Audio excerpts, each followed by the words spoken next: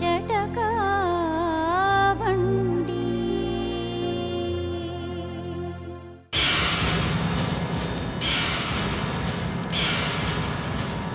ಒಂದು ವಿಚಾರ ಹೇಳ್ತೀನಿ ಮಂಜುಳಾ, ಆವೇಶ ಪಡೋದ್ರಿಂದ ಯಾವುದನ್ನು ಸಾರ್ಥಕ. ಮೇಡಮ್ ಏನ್ ಮಾಡೋಣ ಮೇಡಮ್, ನಾನ್ ತಾಳ್ಮೆಯಿಂದ ಇದ್ದು ಇದ್ದು ಇದ್ದು ನನ್ನ 8 ವರ್ಷ 10 ವರ್ಷ ಕಳೆದ್ಬಿಟ್ರು ಮೇಡಮ್. ನನ್ನ ಜೀವನೇ ಸಮಾಧಿ ಮಾಡ್ಬಿಟ್ರು. ಎರಡು ಮಕ್ಕಳಿಗೆ ಆಸ್ತಿ ನಾವು ಇಬ್ರು ಇದ್ದೀವಿ. ನನ್ನ ಆತ್ಮ ನನಗೆ ಕೇಳುತ್ತೆ. ನನ್ನ ತಾಯಿಗೆ ಒಂದು ಸೀರೆ ಕೊಡ್ಸಿಲ್ಲ ಮೇಡಮ್ ಅವರೇ. ನೋಡಿದ್ರೆ ನನ್ನ ಕಷ್ಟ ಸುಖ ತಂದು ಮನೆ ಬಾಗ್ಲಿಗೆ ಹಾಕಿ ಇವತ್ತು ನನಗೆ ಇಷ್ಟು ಅನ್ಯಾಯ ಮಾಡಿದಾರೆ ಅಂದ್ಮೇಲೆ ನಂಬಿಸ್ಬಿಟ್ಟು ತಲೆ ಹೋಗಿದ್ದಾರೆ ಮೇಡಮ್ ಅವರೇ. ಇಡೀ ನಮ್ಮ ಜನಾಂಗನೇ ಹೇಳ್ತಾವ್ರೆ ಎಂತಾರು ಏನು ನಿಮಗೆ ಗೊತ್ತಿರಲಿಲ್ವ? ಅವ್ರ ಮನೆ ನೋಡಿ ನಾನು ವಾಪಸ್ ಬಂದೆ ಮೇಡಮ್ ಅವರೇ. ನಮ್ಮ ಹುಡುಗಿಯರ್ ಕುತ್ಕೊಳ್ಳಲ್ವಾ, ಅವ್ರ ಮುದ್ದೆ ಕುತ್ಕೊಂಡು ಸಂಘದಲ್ಲಿ ದುಡ್ಡು ತಗೊಂಡು ಇಷ್ಟು ವಂಶಸ್ಥರಾಗಿ ಮನುಷ್ಯರು ಆಗ್ತಾ ಇದೀವಿ ಮೇಡಮ್ ಅವರೇ. ಸರ್ ಅವ್ರು ಸಾಲ ವಾಪಸ್ ಮಾಡ್ಬಿಡೋದು, ಮುಂದೆ ಹೋಗೋರು ನಿಂತು ಕೇಳ್ಬಿಟ್ರು. ಸುಮ್ನಿರಿ. ಈಗ ಇದ್ರ ಬಗ್ಗೆ ಏನೋ ಮಾತಾಡೋದು. ಈಗ ಅವರಿಗೆ ವಾಪಸ್ ಮಾಡಿದ್ದೀರದು ಮಾಡಿದೀವಿ.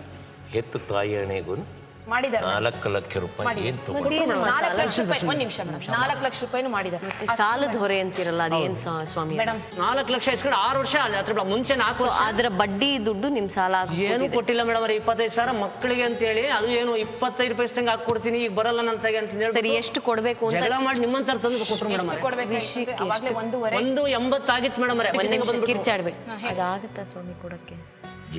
ನಾನು ಎಲ್ಲೆಲ್ಲೋ ಸಾಲ ಮಾಡ್ಬಿಟ್ಟೆ ಮೇಡಮ್, ಅವ್ರ ಮನೆ ಉಳಿಸ್ಬೇಕು ಅಂತ. ಮಾಡ್ಲಿ ಮೇಡಮ್, ಏನೇನ್ ಮಾಡ್ಲಿ ಎಲ್ಲ ಮಾಡ್ಲಿ, ಅವನಿಗೆ ಸವಾಸ ಬೇಡ. ಬೇಡ, ದುಡ್ಡೆಲ್ಲ ಸೈನ್ ಹಾಕ್ಸ್ಕೊಂಡಿಲ್ಲ. ಸರಿ, ಅತ್ತೆ ಸೈನ್ ಹಾಕಿ ಹಾಕ್ಸಿದ್ರು ಕೇಳು. ಇನ್ನೊಬ್ರು ಸೈನ್ ಹಾಕ್ಸ್ತಾರೆ ಹೋಲಿಸ್ತೀನಿ. ಇನ್ನೂ 5 ಜನ ಬರ್ತಾರೆ. ಇನ್ನೂ 5 ಜನ ಹಿಂದೆ ಬರ್ತಾರೆ, ಬರ್ಲಿ.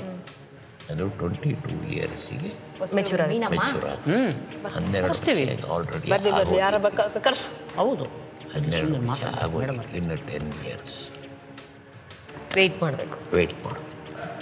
ಅದನ್ನ ನನ್ನ ಹೆಂಡತಿಗೂ ನಾನು ಹೇಳಿಲ್ಲ.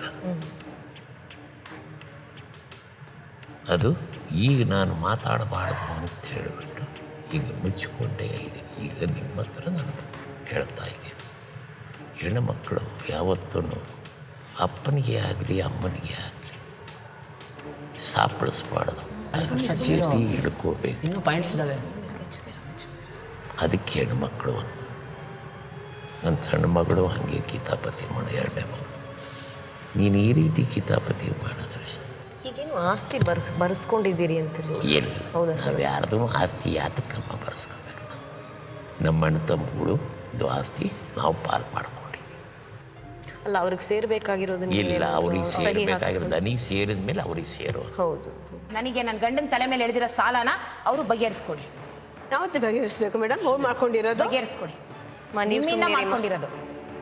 ಈಗ ಅವಳು ಕೇಳುವಂತ ಜವಾಬು ನನ್ನ ಹತ್ರ ಈಗ ಸಡನ್ ಆಗಿ ನಾನು ಸಡನ್ ಆಗಿ ಕೊಡಿ ಅಂತ ಕೇಳಲ್ಲ. ಯಾವಾಗ ಬೇಕು ಮೇಡಮ್? ನಮ್ಮ ಅಪ್ಪಾಜಿ ನಿಜವಾಗ್ಲೂ ನಾನು ಹೇಳ್ತೀನಿ ಕೇಳಿ. ಏನ್ರಿ ನೀವೇ ಹೇಳ್ರಿ, ಯಾವಾಗ ಬೇಕ್ರಿ ನಿಮ್ಗೆ? ಅವ್ರು ಯಾವಾಗ ನಾವು ಅವಾಗಲೂ ನಂಬಿಕೆ ಇಟ್ಟಿದ್ದೀವಿ. ಇವತ್ತು ಸಮ್ಮುಖದಲ್ಲಿ ಹೇಳಿದ್ರೆ ಅವತ್ತು ಕೊಟ್ಟರು ಅವರೇ, ಕುಡಿದ್ರು ತಂದೆ ತಾಯಿನೇ ದೇವರು ಅಂತ ಮಾಡಿದ್ರು. ಇಷ್ಟು ಕೈ ಹಿಡಿದು ಹೇಳಿ ತುಳಿಸ್ಬಿಟ್ರು ನನಗೆ.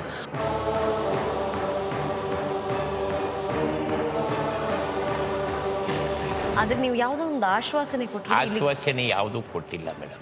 ಈ ಕೊಡಿ ಅಂತ ನಾನು ಹೇಳಿ, ಈ ಕೊಡಿ ಅಂತ ಹೇಳಿದ್ರೆ ನನ್ನ ಪರಿಸ್ಥಿತಿ ಒಳಗೆ ಏನು ಕೊಡಬೇಕು ಅನ್ನಿಸ್ತಾ ಇತ್ತು ಅದನ್ನು ಈಗ ಕೊಡೋದಕ್ಕೆ ಸಾಧ್ಯ ಇಲ್ಲ, ಆಗೋದಿಲ್ಲ. ಹೇಳಿಬಿಟ್ಟು ನಾಳೆ ನನ್ನವೇನೇ ಈಗ ನೋಡ್ರಿ, ಕೊನೆ ಮಗಳಿಂದು ಈ ಅವತಾರ ಕೂತ್ಕೊಳ್ಳುತ್ತೆ. ಮನಸ್ಸಿಗೆ ನೆಮ್ಮದಿ ಇಲ್ಲ ನನಗೆ. ಒಂದೊಂದು ದಿವಸ ಈ ಮನೇನೂ ಬೇಡ, ಮಠನೂ ಬೇಡ, ಯಾರೂ ಬೇಡ, ಹೋಗ್ಬಿಡೋಣ ಅನ್ನೋಷ್ಟು ಬೇಜಾರಾಗೋಗಿ. ರಿಯಲ್ ಫ್ಯಾಕ್ಟ್ ಇದು. ಒಂದೊಂದು ದಿವಸ ರಾತ್ರಿ ಹೊತ್ತು ಕುತ್ಕೊಂಡು ಯೋಚನೆ ಮಾಡ್ತಾ ಕುತ್ಕೊಂಡು, ದೊಡ್ಡ ಮಗಳು ನೋಡಿದ್ರೆ ಹಿಂಗಾಗೋದು, ಸಣ್ಣ ಮಗಳು ನೋಡಿದ್ರೆ ಹಿಂಗಾಗೋದು, ಮಗ ನೋಡಿದ್ರೆ ಹಿಂಗಾಗ್ಬಿಟ್ಟು ಯಾರಿಗೆ ಅಂತ ಹೇಳೋಣ? ಇದು ಯಾತಕ್ಕೆ ಬೇಕಾಗಿತ್ತೆ? 10 ಪೈಸಾ ಖರ್ಚಾದರೆ ಖರ್ಚಾಗತ್ತೆ ನೋಡು ಅಂತ ಹೇಳ್ಬಿಟ್ಟು ನಾನು ಯೋಚನೆ ಮಾಡಿ ಎಲ್ಲೋ ಒಂದು ಕಡೆ ಶೇಖರಣೆ ಮಾಡ್ತಾ ಇದ್ದರೆ ಎಲ್ಲಾನು ಬಿಚ್ಚಿ ತೋರಿಸು ಅಂತ ಹೇಳಿದ್ರೆ ಬಿಚ್ಚಿ ತೋರ್ಸಕ್ಕೆ ನನ್ನ ಕೈಯಲ್ಲಿ ಆಗೋದಿಲ್ಲ. ಅದು ನನ್ನ ಹೆತ್ತ ತಾಯಿ ಹಣೆಗೂ, ಆ ತಾಯಿ ಉಚ್ಚಿಂಗಮ್ಮಲ ಹಣೆಗೂ ಯಾರ್ಯಾರು ಏನೇನು ಮಾಡಬೇಕು ಅವರವೆಲ್ಲ ನಾನು ಹೋದ್ರೂ ನಾಮಿನೇಷನ್ನು ಅಂತೇಳಿ ಮಾಡಿಬಿಟ್ಟಿದ್ದೀನಿ. ಅದನ್ನು ನಾನು ಬಾಯಿ ಬಿಚ್ಚಿ ಈಗಲೇ ಹೇಳಿಬಿಟ್ರೆ ಅದು ಬೆಲೆ ಬರೋದಿಲ್ಲ. ಸಮಾಧಾನ ಆಯ್ತು. ಇವತ್ತು ಅವಳ ಬಗ್ಗೆ ನಾನು ಹೇಳೋ ತನಕ ಕೇಳು. ನಾನು ಹೇಳೋ ತನಕ ನೀನು ಬಾಂಧವ್ಯ ಕಳ್ಕೊಂಡು, ನಾನು ಹೇಳೋ ತನಕ ನೀನು ನಿಧಾನವಾಗಿ ಮಾತಾಡೋದು ಕಲಿ ನನ್ನ ಹತ್ರ. ನೀನು ಹತ್ತು ಇದು ಮಾಡಿ ಮತ್ತೊಂದು ಮಾಡಿದ್ರೆ ನನಗೆ ಸರಿ ಹೋಗೋದಿಲ್ಲ. ನನ್ನ ಪರಿಸ್ಥಿತಿ ಹೆಂಗೈತಿ ಅಂತೇಳಿ ನೋಡಿಕೊಂಡು ನಾನು ಮಾತಾಡೋದು. ನಾನು ಎಲ್ಲರಂತೆಯೇ ನಾನು ಹೇಳ್ಕೊಂಡು ನಾನು ತಿರುಗಾಡೋದಿಲ್ಲ. ಈಗ ಆಗಿದ್ದಾಕೋಯ್ತು, ಅವ್ರ ಪರಿಸ್ಥಿತಿನ ವಿವರಿಸಿದ್ದಾರೆ, ಏನ್ ಮಾಡು ಅಂತೀರಮ್ಮ? ಈಗ ನಿನಗೂ ನಿಮ್ಮ ತಮ್ಮಂದು ವಿಚಾರನೂ ಗೊತ್ತೈತಿ, ಏನಾಗ್ತೈತಿ ಅನ್ನೋದನ್ನು ಗೊತ್ತೈತಿ, ಎಲ್ಲಾನು ಗೊತ್ತೈತಿ. ನಿನಗೆ ಬಲಿನೂ ಪಸಿನೂ ಮಾಡೋದಿಲ್ಲ, ಇನ್ನೊಂದು ಮಾಡೋದಿಲ್ಲ. ಈಗ ನಾನು ಹೇಳ್ತೀನಿ ನೋಡು, ಈಗ ನೀನು ಬಿಲ್ಡಿಂಗ್ ಐತು, ನಾನು ಹೇಳೋ ತನಕ ಕೇಳು. ನೀನು ಬಿಲ್ಡಿಂಗ್ ಐತೆ, ಮತ್ತೊಂದೈತೆ, ಮಗದೊಂದೈತೆ, ಅದೇನು ಬೆಳಿಗ್ಗೆ ಉಳಿತತ್ತೋ ಸಾಯಿತ್ತೋ, ನಾನು ನೆಗದು ಬಿದ್ದು ಹೋದ್ರೆ ಬೆಳಿಗ್ಗೆನೆ ಹರಾಜಿಗೂ ಬರುತ್ತೋ ದೇವರೊಬ್ಬನಿಗೆ ಗೊತ್ತು. ಇವಾಗ ಸರಿ ಮೇಡಮ್, ಎಲ್ಲದಕ್ಕೂ ನನಗೆ ಮ್ಯಾಕ್ಸಿಮಮ್ ಆಗಿ ಬಳಸ್ಕೊಂಡು ಇವತ್ತು ನನಗೆ ನಾನು ಕಸನ ಮೇಡಮ್ ಇವಾಗ ಇಲ್ವಲ್ಲಮ್ಮ, ಅವ್ರು ಹಾಗೆ ಹೇಳ್ತಾನೆ ಇಲ್ವಲ್ಲ. ಏನ್ ಮೇಡಮ್ ಹೇಳ್ತಾ ಇಲ್ಲ? ನನ್ನ ಮಕ್ಳಿಗೆ ಯಾರಿಗಾರ ಕರೀತಾರ ಮೇಡಮ್? ಇವರು ರಾಜಕೀಯ ಅಂತ ಕರೀತಾರ, ಅವಾಗೆಲ್ಲ ಚೆನ್ನಾಗಿತ್ತು. ನೀವಿಷ್ಟು ಜಗಳ ಆಡಿದ್ರೆ ಹೇಗಮ್ಮ ಕರೀತಾರೆ? ಅವ್ರು ಮಾಡಿದ್ದವ್ರು ಕರೆಕ್ಟಾ? ನೀವು ಕೆದಕಕ್ ಹೋಗ್ಬೇಡಿಮ್ಮ, ಸ್ವಲ್ಪ ಸುಮ್ನಿರಿಮ್ಮ. ಅಮ್ಮ ಹೊಲ್ಸ್ ಮಾತೆಲ್ಲ ಹೇಳ್ಬಿಟ್ಟಿದ ಈ ಅಪ್ಪಂಗೆ. ನಾ ಕೇಳಾರೆ, ಅವರು ನಂಗೆ ಬೇಡ. ನಿನಗ್ ಬೇಡದ್ರು ನಮ್ಮಪ್ಪ ನನಗ್ ಬೇಕು. ನಿಮ್ಮಪ್ಪ ಬೇಕಾದ್ರೆ ಆಗಲ್ಲ. ಏನಕ್ಕಾಗಲ್ಲ? ಯಾಕಾಗಲ್ಲ ಅಂದ್ರೆ ನನ್ನಪ್ಪ ಅಮ್ಮ ಯಾರು ಹೇಳು? ನಮ್ಮಪ್ಪ ಅಮ್ಮ ಯಾರು ಹೇಳು ನನಗೆ? ನೀ ಹೇಳ್ದಲ್ಲ, ಏನು ಹೇಳ್ದಲ್ಲ ನೀನು. ನನಗ್ ನಮ್ಮಪ್ಪ ಇದೆಲ್ಲ ಬೇಡಮ್ಮ, ಕೆಟ್ಟ ಮಾತನ್ನ ಬೇಡ. ನೀವು ನಿಲ್ಲಿಸ್ತಾ ಇಲ್ವಲ್ಲ, ನಾನ್ ಹೇಳ್ತಾ ಇದೀನಿ ನಿಲ್ಸಿ. ನನ್ನ ಎಕನಾಮಿಕಲ್ ಪೊಸಿಷನ್ ನೀವು ನೋಡ್ಕೊಂಡ್ಬಿಟ್ರೆ ಅವ್ರು ಹೇಳ್ತಾ ಇದಾರಲ್ಲಮ್ಮ, ತಕ್ಷಣ ಈಗೇನು ಮಾಡಕ್ಕಾಗಲ್ಲ, ನಾನ್ ಮಾಡಿಟ್ಟಿದೀನಿ ಮುಂದೆ ಬರುತ್ತೆ ಅಂತ ಹೇಳ್ತಾರಲ್ಲಮ್ಮ. ಇನ್ನೇನ್ ತಲೆ ಕಡಿಬೇಕೇನಮ್ಮ ಅವ್ರದ್ದು? ಹಂಗಾದ್ರೆ ಮಾತನ್ನ ನಂಬಲ್ಲ ಮೇಡಮ್, ಈ ಮಾತನ್ನ ನಂಬಲ್ಲ ಮೇಡಮ್ ನಾನು. Okay madam, okay. ನಿಮ್ ತಂದೆ ಅವರು ನಂಬ್ತಿರೋ ಇಲ್ವೋ ನಿಮಗ್ ಬಿಟ್ಟಿದ್ದು? ನಂಬಿಕೆ ಇಲ್ಲ ಮೇಡಮ್ ನನಗೆ, ಆತರ ಮಾಡಿ ನಂಬಿಕೆನೇ ಇಲ್ಲ ನಮ್ಮ ಅಪ್ಪನ ಬಗ್ಗೆ.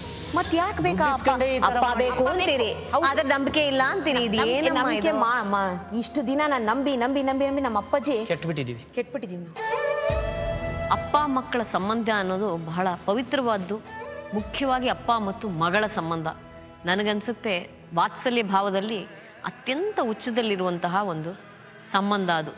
ಅದನ್ನ ಈ ರೀತಿ ಬಯಲಿಗೆಳೆದು ಈ ರೀತಿ ತಂದೆಯನ್ನ ಅವಮಾನಕ್ಕೆ ಒಳಪಡಿಸೋದು, ಅದರಲ್ಲಿ ನನಗೆ ಸಮ್ಮತಿ ಖಂಡಿತ ಇಲ್ಲ. ಮಂಜುಳಾ ಇದನ್ನ ಬೇರೆ ಯಾವುದಾದ್ರೂ ರೀತಿಯಲ್ಲಿ ಪರಿಹರಿಸ್ಕೋಬೋದಾಗಿತ್ತು ಅಂತ ನನಗನ್ಸುತ್ತೆ.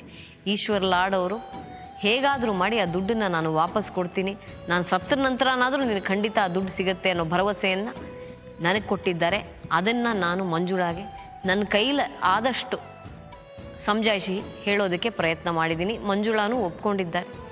ಇನ್ನು ಮುಂದೆ ಆದರೂ ಅವರು ಸಮಾಧಾನವಾಗಿ ತನ್ನ ತಂದೆ ತಾಯಿಯೊಂದಿಗೆ ಸಂಬಂಧವನ್ನು ಮತ್ತೆ ಕಟ್ಟಿಕೊಂಡು ಅದನ್ನು ಒಂದು ಸುಂದರವಾದ ಸಂಬಂಧವಾಗಿ ನಿರ್ಮಿಸಿಕೊಳ್ಳಿ ಅಂತ ನಾನು ಆಶಿಸ್ತೀನಿ. ಮತ್ತೊಂದು ಸಂಚಿಕೆಯಲ್ಲಿ ನಿಮ್ಮನ್ನು ಭೇಟಿ ಆಗ್ತೀನಿ. ನಮಸ್ಕಾರ.